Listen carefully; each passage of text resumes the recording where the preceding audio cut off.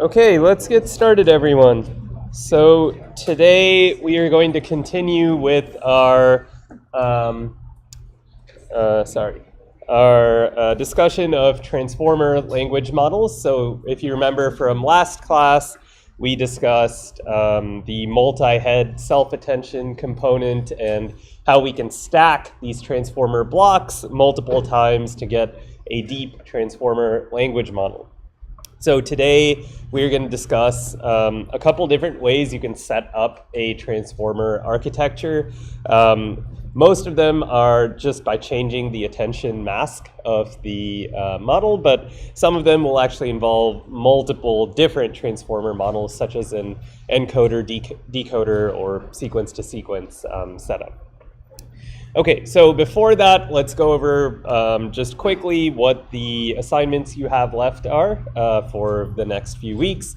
So you have a quiz coming up that's due. You also have your project proposals. So please, go to office hours if you have questions about your project idea and get some feedback on it.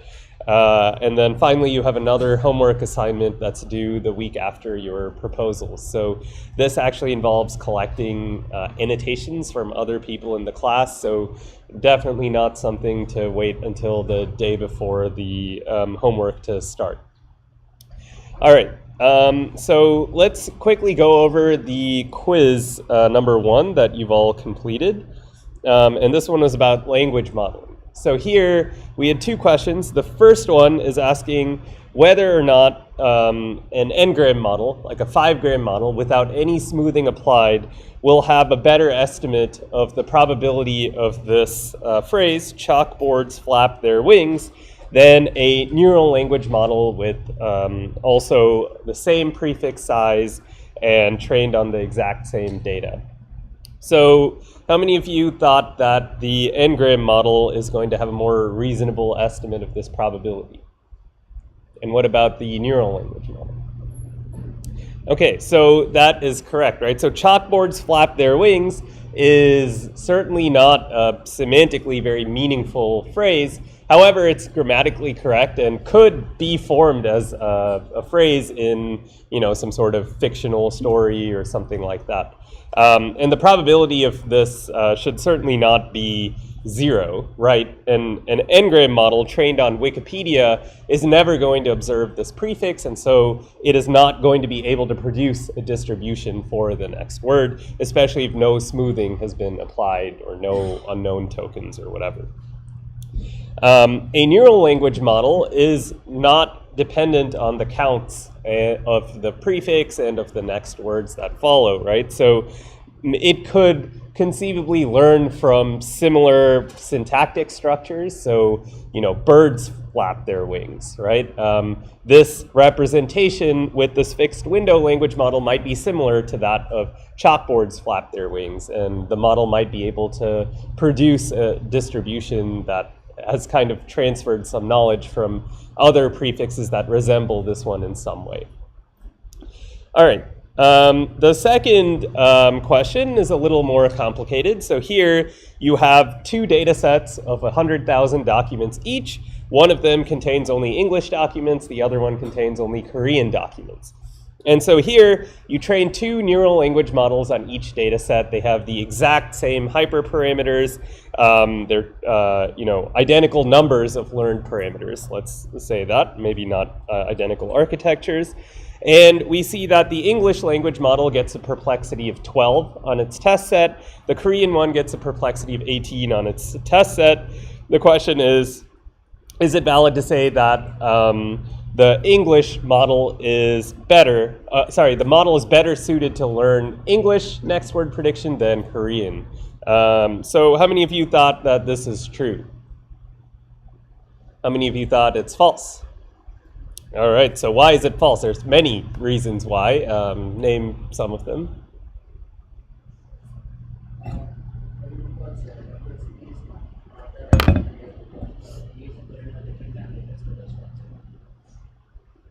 Okay, so both languages are different, and you can't compare the perplexity across different languages, there's many differences, right? The vocabulary size could be different. The structure of the sentence could be very different. The way that words are formed together and sentences are formed together could be very different. Perplexity is not comparable across two very different languages with different alphabets and things like that. Anyone else had other ideas?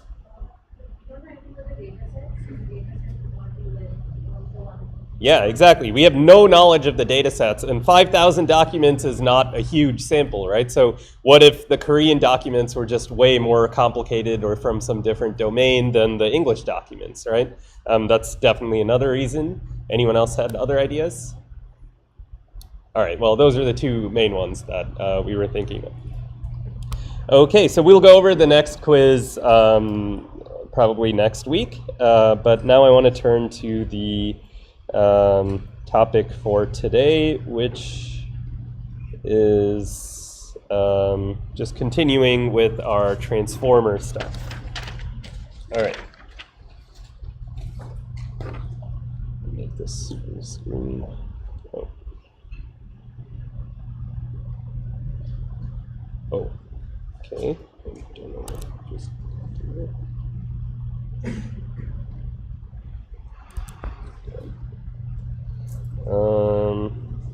All right, not really sure what was going on. Yes, oops.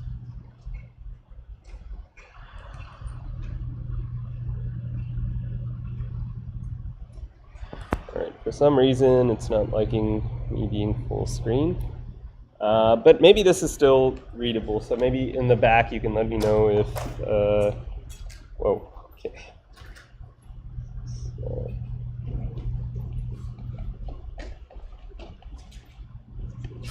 is this readable in the back? All right, we'll just go with this because I don't know what my computer is doing. Okay, so today we are going to be talking about transformer configurations. And so far, we have mainly discussed this decoder configuration of a transformer. So this is what's known as a decoder. The hallmark of a decoder language model is that it uses masked multi-head self-attention. So this is the model that we built up to in the last class. And just for a brief diagram here, let's say we have our phrase students opened there. We had our word embeddings plus the position embeddings. All of these I'm just going to draw as getting fed into a masked multi-head self-attention layer block. We had, let's say, L of these blocks stacked on top of each other. And finally, we get 3 vectors as output, space here. Okay, and each of these vectors is fed to a softmax layer to predict the next word. Right, so this is what we've seen so far. So what is this architecture useful for? One thing, of course, is it's good for generating text, right? I can take this model, give it any prefix, and then generate the next word, put that back into my prefix, generate the next word, and so on, right? So that's why this is called a decoder language model. We can apply, the decoding algorithms that we've talked about, greedy decoding, sampling from the distribution to produce new text. So this is generally useful for text generation. Okay, so I want to talk about a configuration that is basically identical architecture-wise to the decoder transformer, except it takes into account the existence of a prompt or an input from the user. So this is the architecture that we use today when we interact with things like ChatGPT and any other language model that is following your instructions. And we'll call this a prefix LM.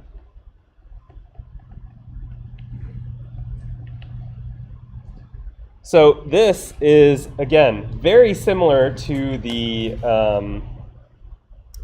decoder language model, except it assumes the existence of some sort of prompt. So I'm going to draw some more vectors here. And let's just kind of try and delineate the prompt from the tokens that we actually want to generate. So I'll call these P1, P2, P3. These are prompt tokens. And then C1, C2, C3 tokens we want to generate. And so if you think about when you interact with ChatGPT, you put in an instruction, right? You don't want the model to do next word prediction over the various prefixes in your own prompt, right? You just want it to take the prompt and then start generating from the end of the prompt, right? So this is the framework that the prefix LM tries to reproduce, where it is irrelevant to generate next words on top of this prompt. So as we'll see, first let me just draw the way in which all of these are encoded into vectors. We'll call this a partially masked multi-headed self-attention. It goes through a bunch of layers. As usual, I have left myself no space, so let me move this down. Okay. And then I get out 6 vectors. But 3 of them are part of the prompt. And as I mentioned before, it doesn't make sense for me to generate P2 and P3 here, right? I don't care about predicting the tokens of the prompt. I only care about what is being produced in the generation itself, the target. So instead, I can add my softmax layer to predict the next word only here. So predict, whatever this word is. Let's say that these are associated with some texts like students opened there. And maybe the prompt here, let's also add some language, complete this phrase, right? So here we actually have an instruction, and we aren't trying to predict the next token in our instruction. So coming back here, we have predict opened, predict there, and predict books. All right, so is just this high-level operation of this model clear, and why we would want something like that separates out part of the input sequence from another part of the input sequence? Is that clear? Okay, so then let's take a look at the only change from the decoder model that's made to get to this prefix LM. And that's this, this partially masked attention. So remember when we were talking about the decoder mask, it looked like this, right? So you have all of your tokens, and this part was left unmasked, and this part was set to negative infinity, right? And the goal was to prevent tokens from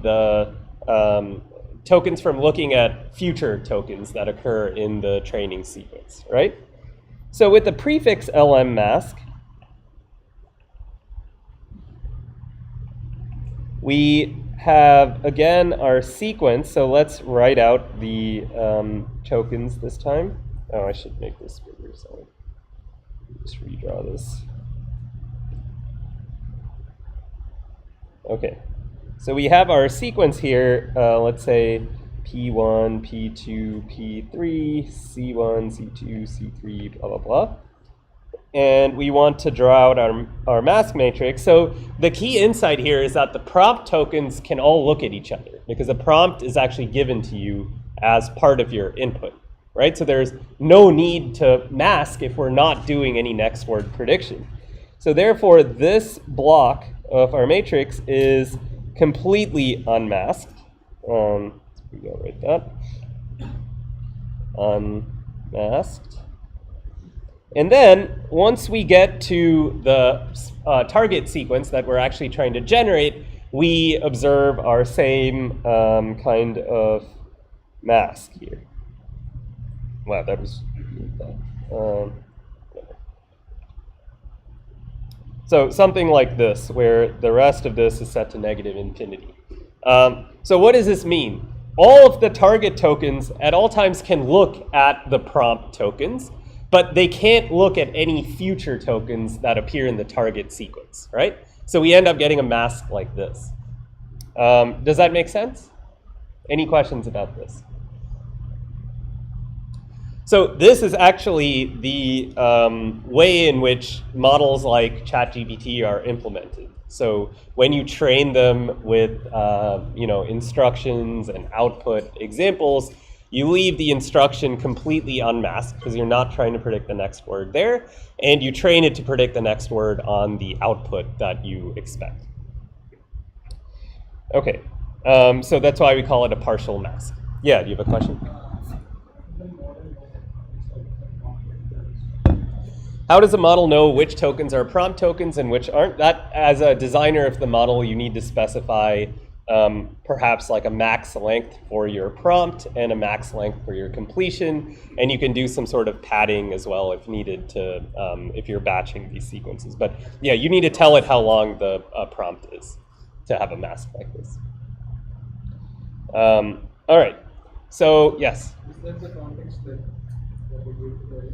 The question is about the context length of the LM. So that context length covers both prompt and a target combined. So if you have a very long prompt, then you might not be able to generate that many tokens in your target sequence. Yes?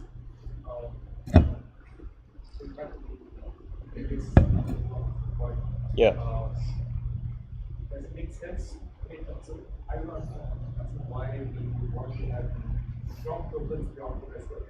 Is it that it's giving us people to add because the length of your sensitivity integration? So is your question, why do we want to include prompt tokens as part of this sequence at all? Of the output sequence.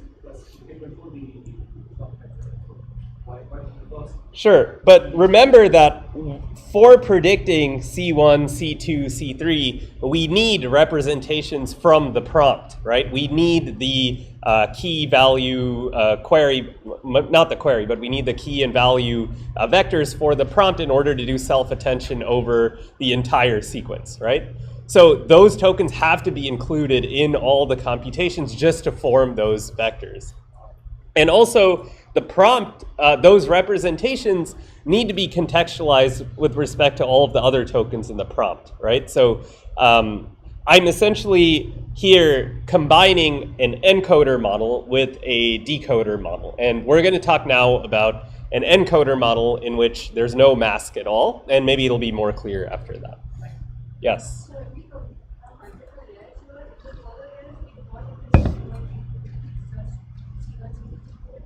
The question is, when we have deeper layers and we add more and more blocks, is this mask always the same, or do we include only the target tokens at subsequent layers? No, all of the tokens are always included at every layer because we want the prompt representations to also be very powerful, right? And we get these kinds of great representations by stacking multiple nonlinear transformer blocks on top of each other. Yes? So models like ChatGPT have history. So like is the answer from the to be again put on as a prompt? Yeah, it's a great question. So what happens with models like ChatGPT where you have multi-turn interactions, and obviously you're not generating any of those tokens in the past, right? They're just used as conditioning for the current output that it's predicting. So yeah, all of the previous, your responses and the model's previous responses are turned into part of the prompt and stuck in this prompt token side of the attention and fully unmasked. Okay, so let us now transition over to the encoder model. I just wanted to talk about this first because it is just a simple modification of the decoder mask, but we're still using this decoder language model structure. So now we'll talk about an encoder, which is also very similar to the, in architecture. It's actually identical, except the output layer is very different. So here, let's say I have students, already drew this too close to the, all right, put it down here. Students opened their books. So I have my same vectors. They all get passed into numerous layers of transformer blocks, but this is fully unmasked, multi-headed self-attention. So at the end of this, I get 4 vectors, but I can no longer perform next word prediction with this kind of model, right? Every single one of these output vectors has some, it's a function of all of the future tokens as well, right? So this model is useful only for encoding, creating representations of a text, but not for generating any text. It's not capable of generating text. So we'll go into this more detail in the rest of this class when we talk about BERT, which is the most prominent example of an encoder-only model. You might be thinking, how do I train this model because I can't use next word prediction? And so we will introduce a new objective function called masked language modeling, in which we can actually train encoder models without this problem of like cheating and looking at future tokens. But let me just mention that this is useful for computing representations of a sequence of text that can then be used in other applications.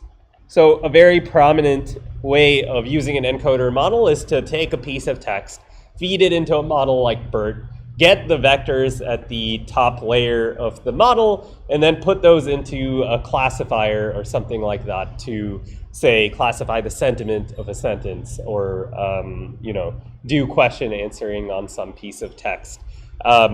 These models cannot generate text.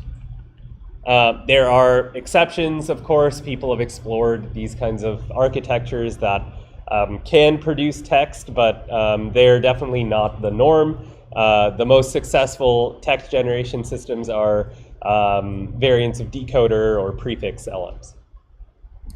Okay, so examples of this are most prominently BERT. There's improved versions of these like Roberta and Electra.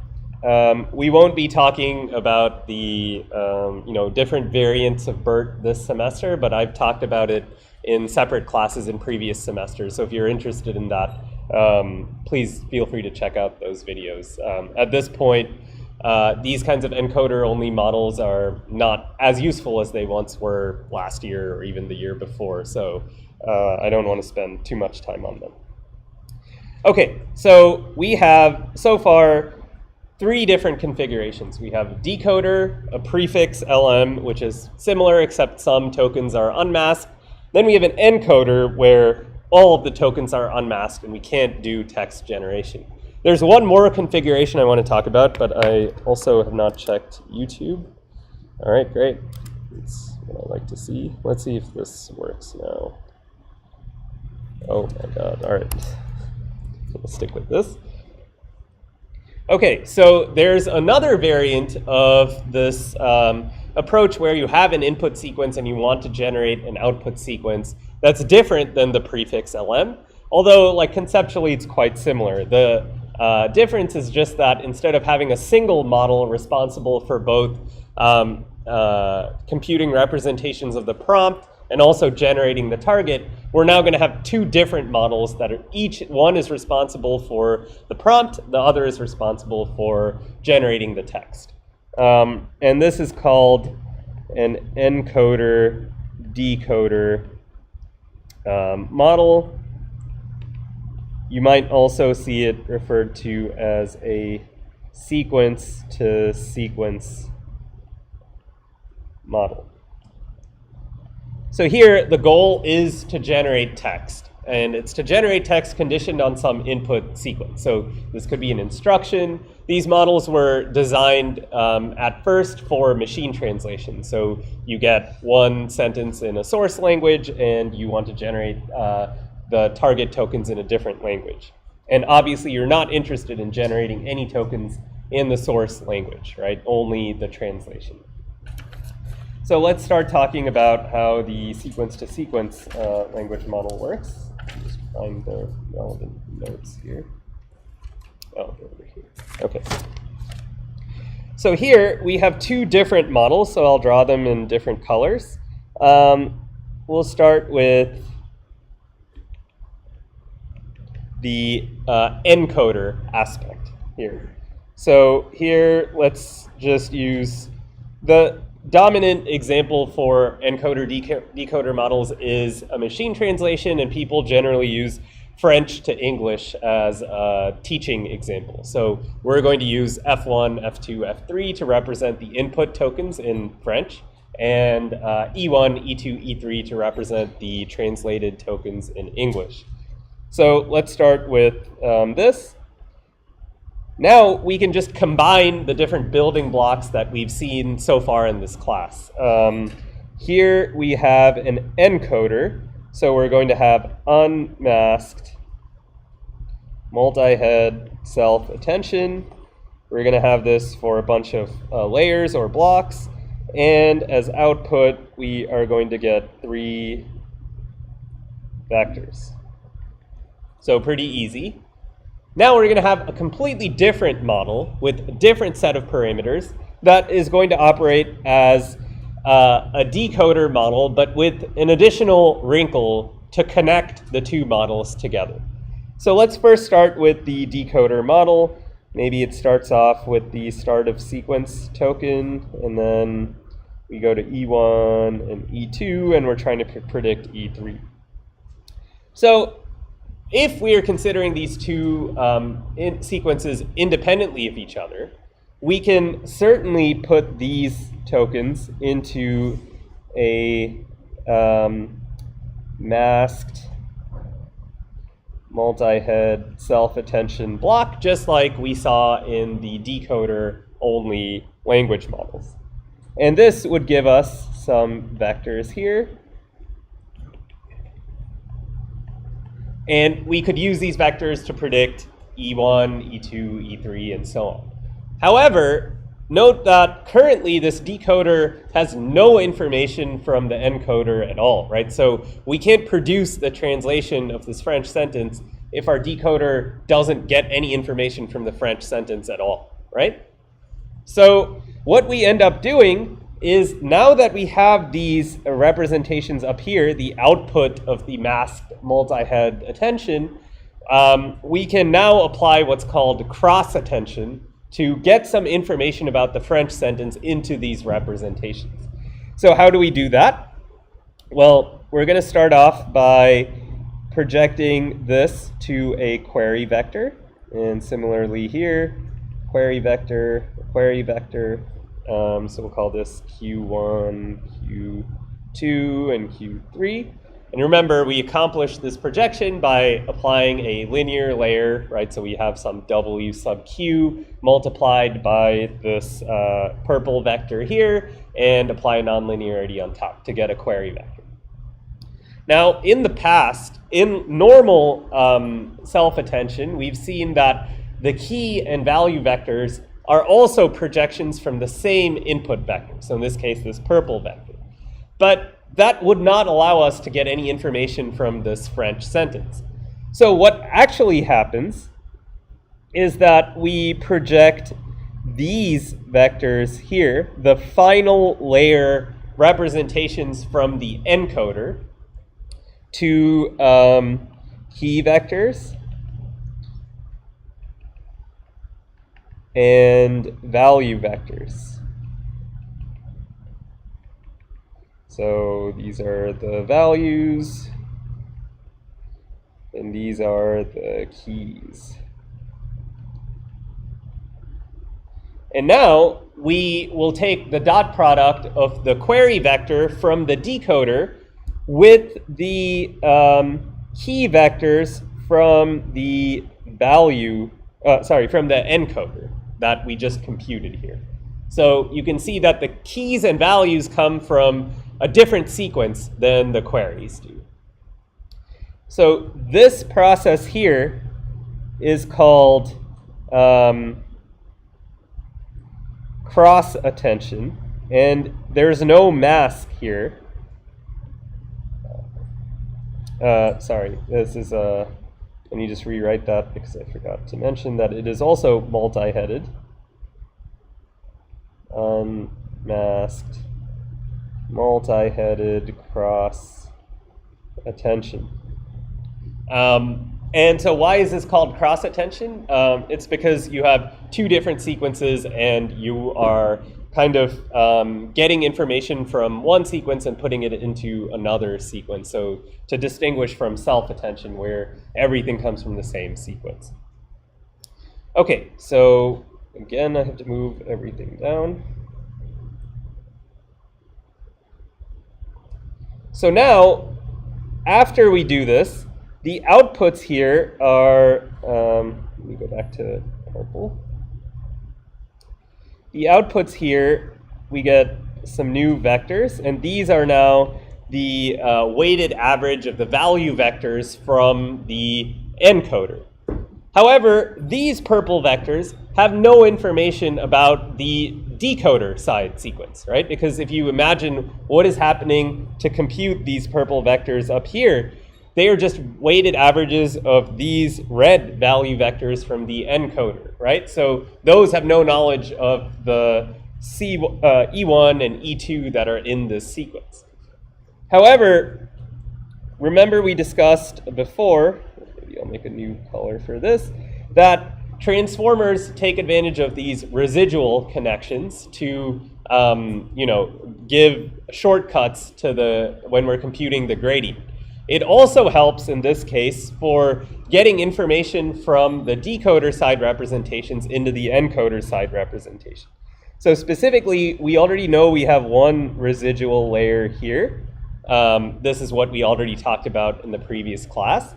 But we also have another residual layer here, which allows us essentially to add the decoder representations we computed after self-attention to the encoder representations we computed after cross-attention. So once we do all of this, these purple vectors at the top have information from both the encoder and the decoder. Is that clear? Any questions about this? Yes? So I'm a little confused. In the first layer from the English side, what are the initial tokens that we put into the system? So the question is, on the English side, what are we putting into the model at? Yeah, what's the input of the? So remember, during training, we assume we have the full target sequence, right? This is like the training time. Yes, this is all training time. At test time, this proceeds just like normal. You know you have the input, the French sentence. You can run the full encoder over that. No, And you, yeah. Other questions? Yes. So encoder decoder are also used for the grading text, right? Yes. Or we can translate. So is there anything different in the grading text where we use something fast? Yeah, so that's a good question. Encoder decoder models are useful for generating text. The prefix LM that we saw operates exactly like this, except there's only one model, not two models, right? So what is the difference between those? There's kind of conflicting evidence on both sides. So there have been some papers that show that encoder decoder model is superior to prefix LM if you have the same number of parameters in each, which means you have like either one big prefix LM or two like smaller, and one encoder, one decoder. However, it turns out that the prefix LM is just easier engineering-wise to scale since it's just one model. And there's maybe fewer design decisions that you need to make, fewer hyperparameters and so on. At the end of the day, I think at least today's consensus is that these kinds of decisions don't really matter. What matters is how much you're able to scale the number of parameters in the full system. And most of the models we see today are just scaling up one big model instead of two separate models. So yeah, it's a good question. You can look up, maybe I can share some papers that are talking about the advantages of one versus the other, but yeah, it doesn't seem to be a big difference, at least. So examples of encoder decoder models that have probably the most successful example is T5, which is a model that Google released. And we'll also go over the T5 pre-training function because again, like for next word prediction, it's very straightforward to pre-train a decoder-only model. But for an encoder-decoder model, it's kind of not as clear how you want to generate data and make an objective function. Yes? Oh, yeah, so I didn't finish. Let me finish. That's a good question. So the question is, where is cross-attention applied? Is it at every layer, or I'm going to make these dots. Okay. So the decoder block here becomes a little more complicated. When we talk about a transformer block, we discussed last time it's just one of these multi-head layers followed by the feed-forward layer to reduce the dimensionality of that concatenated input. Here it is actually more complicated. So we have all of this as part of one decoder block. And this is what we stack on top of each other. So each block consists of first self-attention on the decoder side, followed by cross-attention on the encoder side, followed by the residual connection, and that's one block. So we're stacking multiple of these blocks. Yes? Mm-hmm. Yeah, it's a good question. So basically, in cross-attention, I mentioned that the output of the cross-attention is a weighted average of the value vectors of the encoder side. And this doesn't have any information about the decoder's representations at all. However, it is true that the query vectors come from the decoder side. But note that the query vector is only used to compute the attention scores, right? The dot products. It's not used in computing the final representation, that is the output. Those are only a function of the value vectors that you're using, which in this case come from the encoder. Any other questions? Yes? Are autoencoders the same thing? So an autoencoder is any sort of network where you're trying to reconstruct the input to the network, but you pass it through a bottleneck. So no, they're not the same thing. The autoencoders are not generally a specific architecture, but rather objective function. Yes? Are the encoders made as well, or is it doing? Yeah, that's a good question. So let's get to how this model is trained. So let's say I stack this decoder block in numerous layers, and I get the final representations. My goal is to here predict E1, predict E2, and predict E3.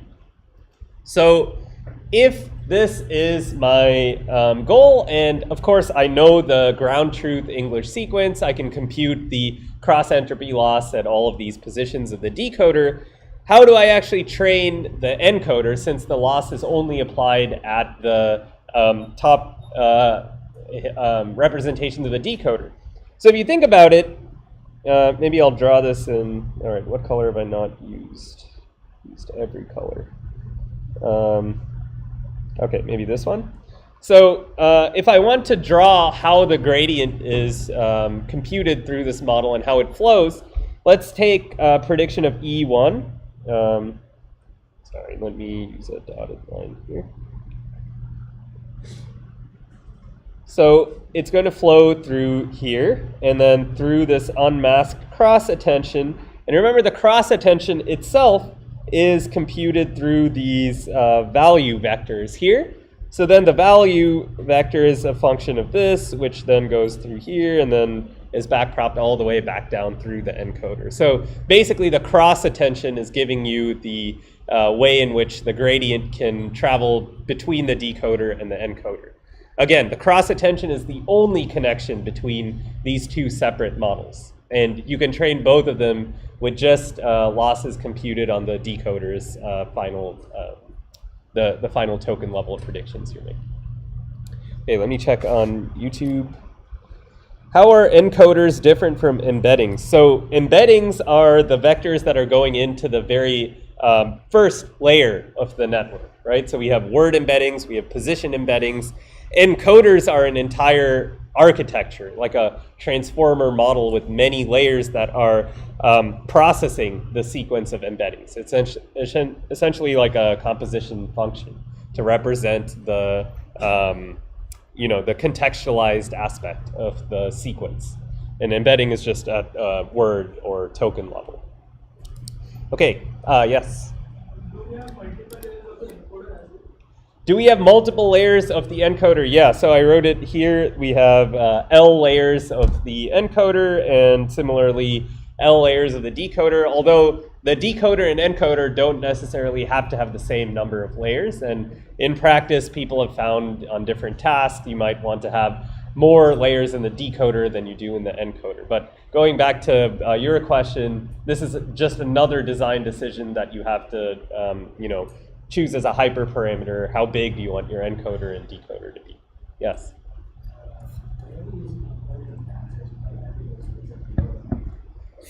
Sorry, can you repeat?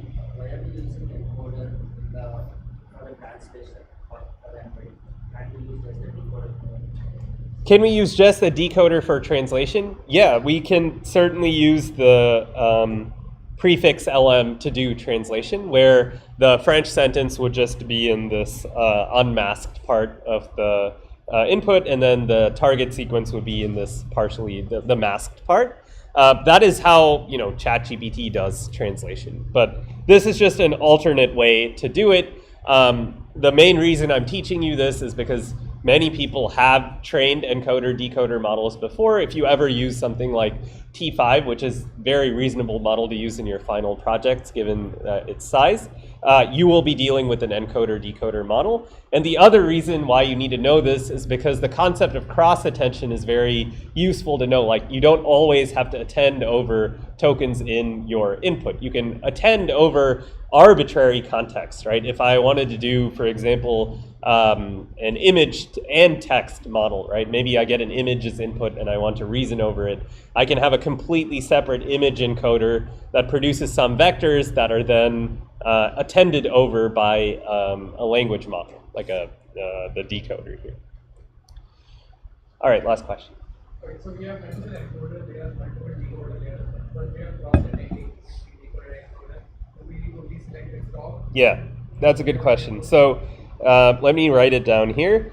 Cross attention always uses the representations from the final layer of the encoder.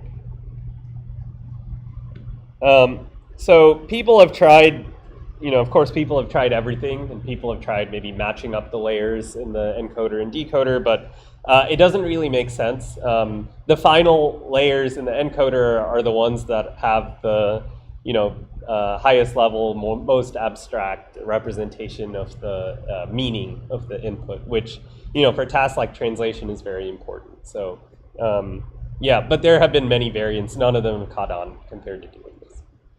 All right, so let us move on now. These are basically the 4 configurations that I want you to know when we're talking about transformers. And they will explain like 90% of all papers that you see, probably closer to 99%.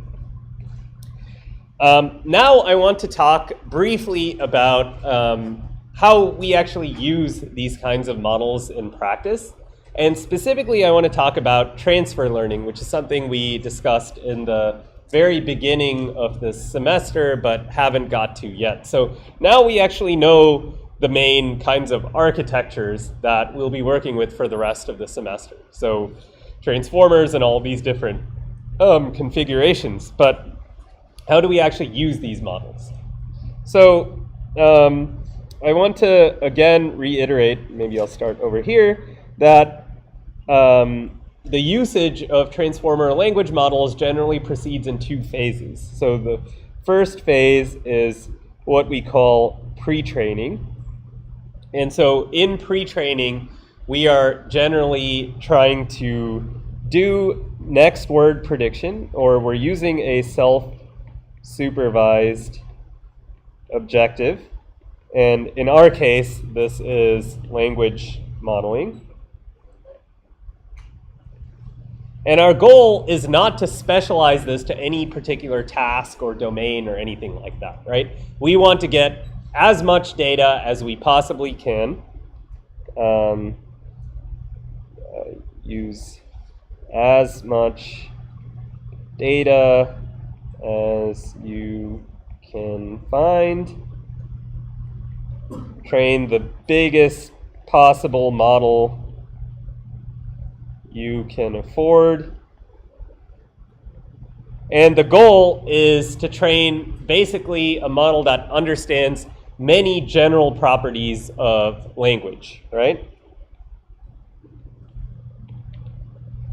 A model that understands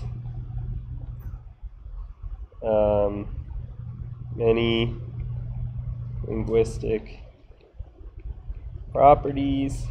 So what are these properties, right? We've talked about how language modeling can result in, the model learning aspects of syntax or grammar, right? So if we train a model on trillions of words, it'll probably pick up just through the next word prediction objective what acceptable and unacceptable sentence is within the rules of the particular language that we're training on.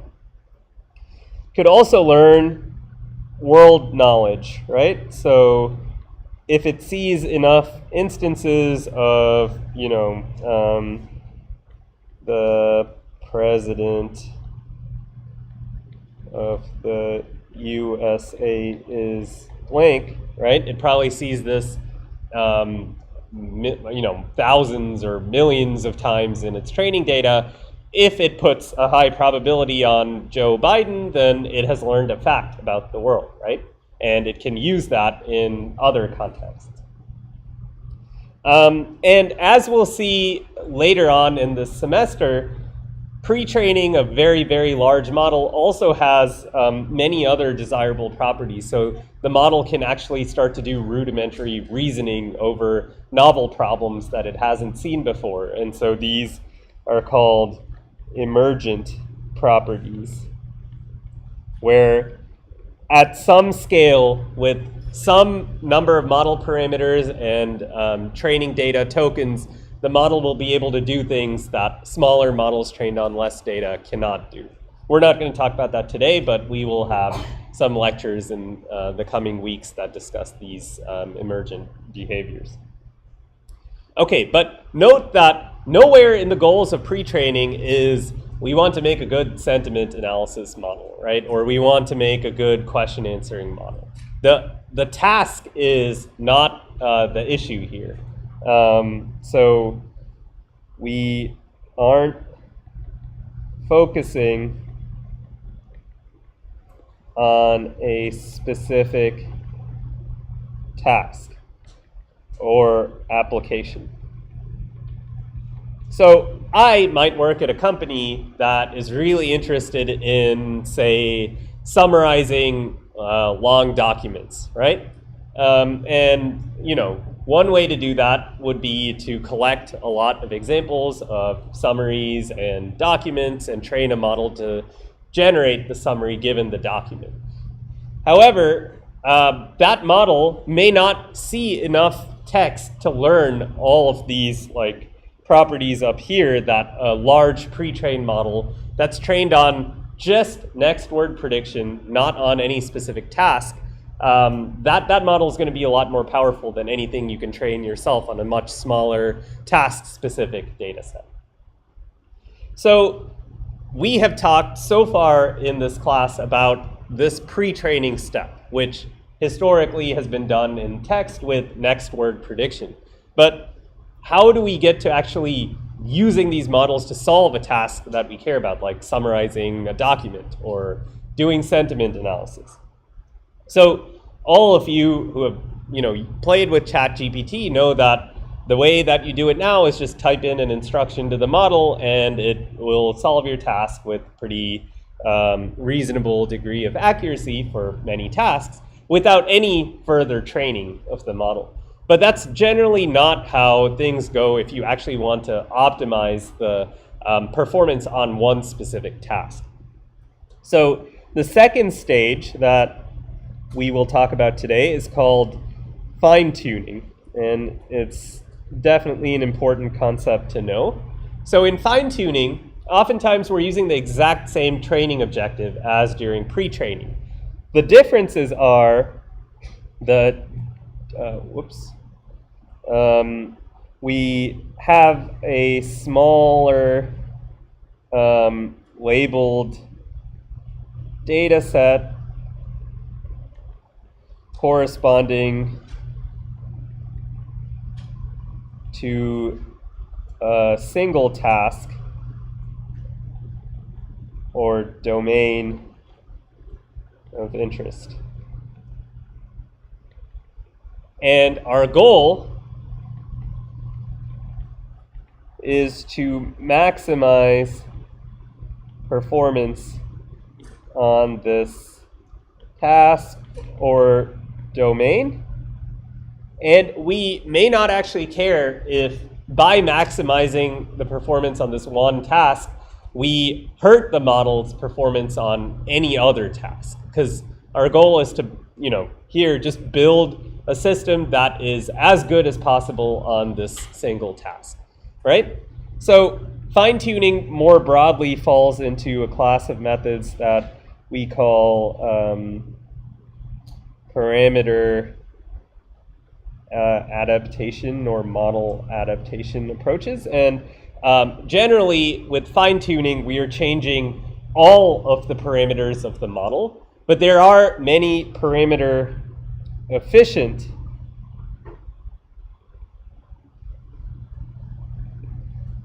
adaptation approaches that either change only a fraction of the parameters of the model or use other techniques to avoid updating in a giant model with all the parameters to just reduce compute and make the model more modular.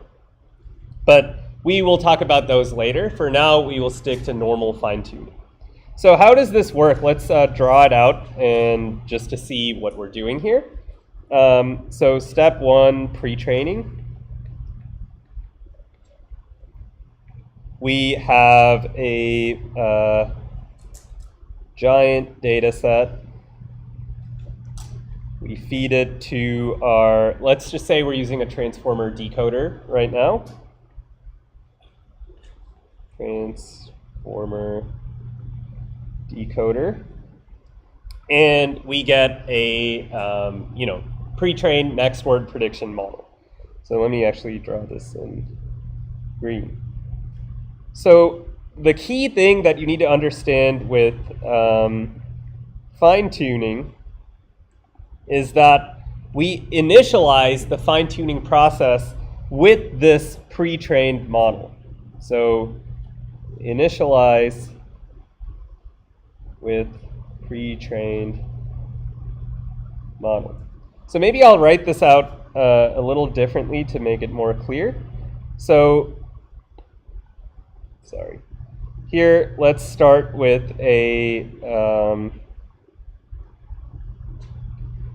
random initialized transformer decoder. So before pre-training, we have just random model. It can't predict the next word or solve any task. We train this on a giant data set. And we get as output a pre-trained transformer decoder. So that's what happens during pre-training. And now, during fine-tuning, we don't start with a random model anymore. So we start with our pre-trained model, and then we train this on a small task or domain specific data set. And the result of this whole process is a fine-tuned transformer decoder specialized for our task. Now we can use this purple model to solve a single task or do things in a particular domain, but we can't use it to we can't generally use it to solve tasks that are different than what it's been fine-tuned on. Okay, so is this overall process clear? Any questions? I want to transfer learning and identity. Is there a difference between them? Yeah, so the question is, what is the relationship between transfer learning and fine-tuning? Fine-tuning is just one component of this transfer learning process. So you can consider both of these steps put together, pre-training and fine-tuning, to be an instance of transfer learning.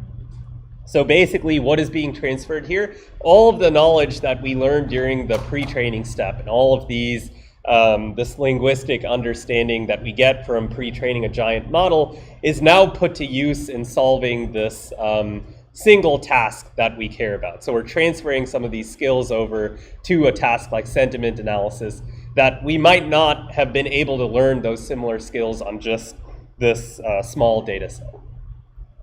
Any other questions? All right, let me look on Zoom. Okay, no one on Zoom.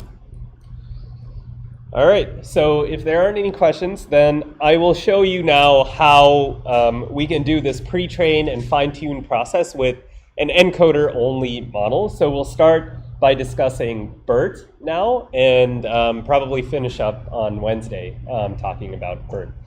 After that, we will move on to a specific type of fine-tuning that is actually quite different in its goal than what I've just described here, and that's called instruction tuning. But we'll talk about that on Wednesday.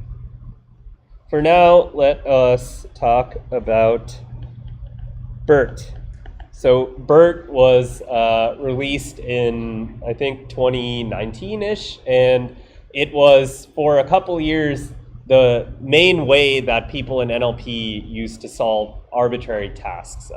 You would take the pre-trained BERT model, fine-tune it on data from whatever you want to solve, and then you had a model that was better than anything else you could do. And this paradigm persisted up until basically ChatGPT, GPT-3 came out, and then people kind of switched. But still very important to learn how it works. So BERT is an example of the encoder paradigm that we discussed before. And it also operates in this transfer learning phase. So pre-training is done using an objective called masked language modeling. And then fine-tuning is used to adapt the parameters of this pre-trained model to any task that you want to solve. And I want to also introduce some terminology that I'll keep using through the semester. So the goal of fine-tuning is to adapt to a downstream task. So generally, this word downstream is used to contrast with the pre-training task, which is a completely different goal, right? So for pre-training, we want a general purpose model that understands the language. For fine-tuning, we care only about performance on some downstream task that is very specific, and the goals are basically different. All right. So let's get started with the pre-training part of BERT. So this is pretty interesting because it also shows us a new training objective than just a normal next word prediction. So we'll go with our same students opened their books example, but note that BERT is an encoder, so it has completely unmasked self-attention, which means that we need to be more creative if we are going to develop a large self-supervised training objective to train like a large transformer model. So let's say I have this sentence, students opened their books. I know I can't do next word prediction because if I feed all of these into a unmasked multi-head self-attention and I get the vectors as output, they all have information about all of the other words in the sequence. So in BERT, what we do is we actually modify the input sequence itself to include special tokens called mask tokens. So here, let me just erase this. So I'm going to replace this with what is called a mask token. So this is just an entry in my vocabulary. Mask is a word type in my vocabulary, and I will randomly select some percentage of all of the tokens in the sequence to replace with this mask token. So why do I do this? Well, one advantage now is that the model has no idea what this word was, right? Because I've eliminated it from the input sequence. As a result, I'm now able on this specific vector to put a softmax layer to predict the identity of the masked word, right? So here I want to predict the word opened. Now, I cannot put this softmax layer at every single position of the sequence, right? Currently, I've shown you only one mask token, and so I can only do one prediction. In practice, for every token that is masked, I'm going to have a separate softmax layer at that position to predict the identity of the missing word. So let's just do a quick thought exercise now.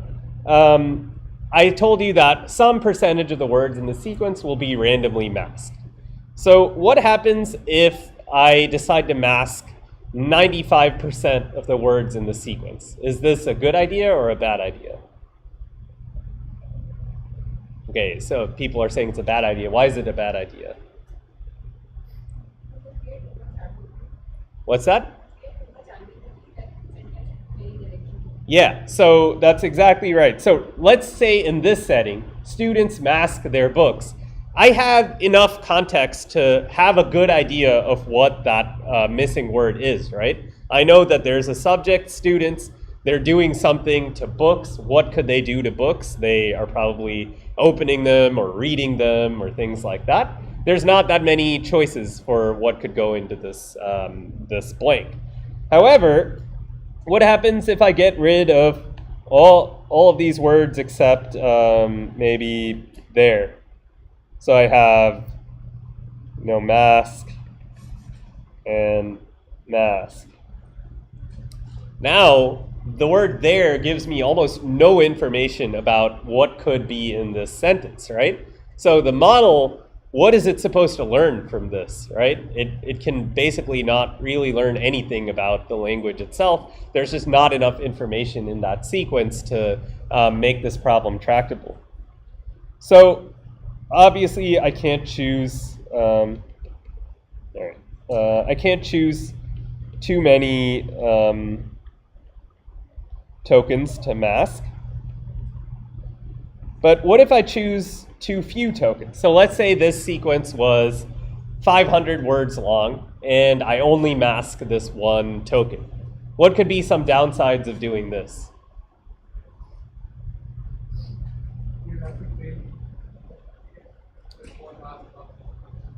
Yeah, so this is not very efficient, right? Because for every input sequence, which is expensive, right? I have to compute these many layers of, or transformer blocks of unmasked self-attention. I get 500 vectors at the output, and only one of them can I compute a loss function to compute a gradient and train my model. Compare this to next word prediction, where we know at every single time step I have a new loss, I'm predicting a new word, and I'm utilizing every single computation in that model to train my model. Here, the training is very inefficient. So if I only mask one token per sequence, I might have to feed in way more sequences in order to get the same number of updates to my model, right? So